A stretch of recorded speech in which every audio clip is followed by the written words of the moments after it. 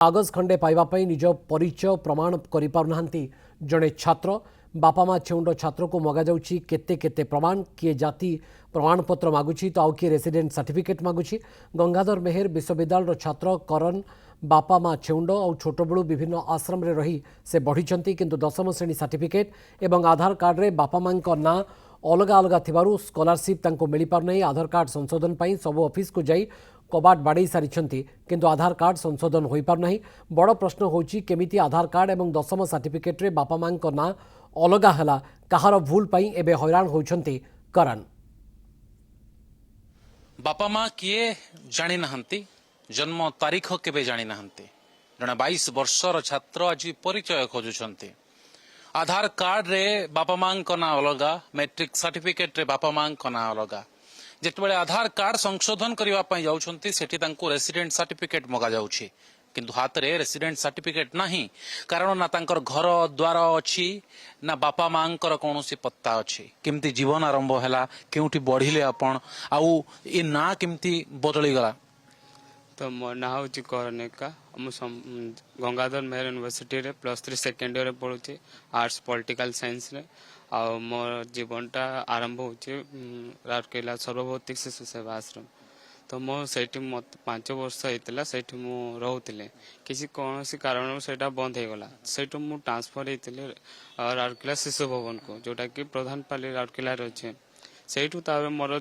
प्रथम षष्ठ श्रेणी पर्यंत पढ़ा चलला से समय रे मोर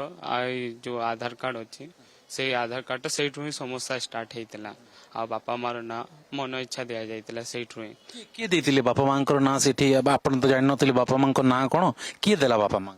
से थिले सेठार सुपरिटेंडेंट पीके सेनापति तांको मन इच्छा रे से नाटे दे देतिले जहाँ फल आज पर्यंत मुझे समस्या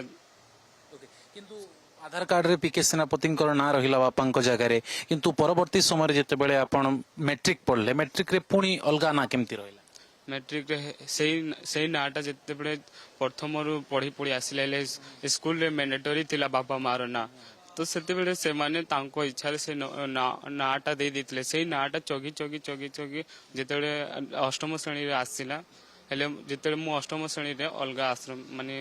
ऑर्गेनाइजेशन को मु ट्रांसफर हेतिले से समय रे मते स्कूल लिविंग सर्टिफिकेट द्वारा मते जणा पड़ला कि मो बापा मार ना भूल अछि। माने आपण जो अलगा ऑर्गेनाइजेशन को गले सीटी जेतिले तांकर ना पुणी सीटी बसै दिया गला बापा मांकर ना। हां प्रथमे मु जोटी रहउतिले सेटा 5 वर्ष पर सेटा कोनोसी कारण बंद हेतिला मु सेटू ट्रांसफर हेतिले सर्वभौतिक राउरकेला शिशु भवन को सेठा कर सुपरिटेंडेंट थिले पीके सेनापति तांको द्वारा ए कार्य सब खराब हेतिला। आपण प्रकृत नाटा कोन कोठी जन्म होइतिले किछ जानि छथि माने खराब भाबी ने पचारिबा में बाध्य होउची कि जानि छी कि मोर ना खाली करनतला आ बाकी कोनोसी मोर ना सर नेम या बापा मार ना सब मनगणन थिला मु किछि जानि ने ता बारे बापा मां का ना भूल हबा फल वर्तमान कोन समस्या भोगुछथि बापा मां को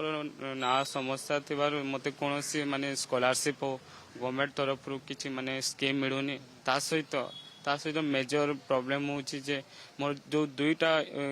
बापा मार ना अछि मु कोनोसी जगह ऑनलाइन या जहाँ भी स्कीम पकेवा पे चाहता है सेटे इनवैलिड देखे दिए तो से कारण मते आज जाए किछि स्कॉलरशिप मिलानी आ +2 रे भी मते किछि माने लैपटॉप रो पैसा भी मिलानी। आपण जने मेधावी छात्र एबे केमती चलुछंती केमती पढुछंती टंका पैसा कोड आछि कारण स्कॉलरशिप मिलुनी आपनकू आपण माने एबे विभिन्न ऑफिस जाउछंती गतकाली ओएचआर सिंह को भेटिथिले ये नाम संशोधन पई वर्तमान केमती चलुछंती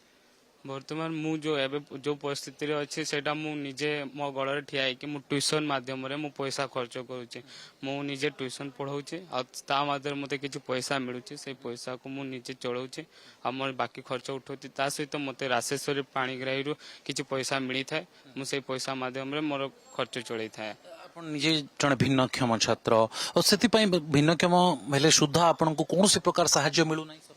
नहीं मोर डॉक्यूमेंट्स अच्छे मोर सर्टिफिकेट अच्छे मते किंतु सेरा तार कोनोसी सुविधा मिलुनी। तबे ओएचआर सिंह को देखा करबा परे समस्त आशा करूछंती जे करण कर समस्या समाधान हेबो एवं एटलिस्ट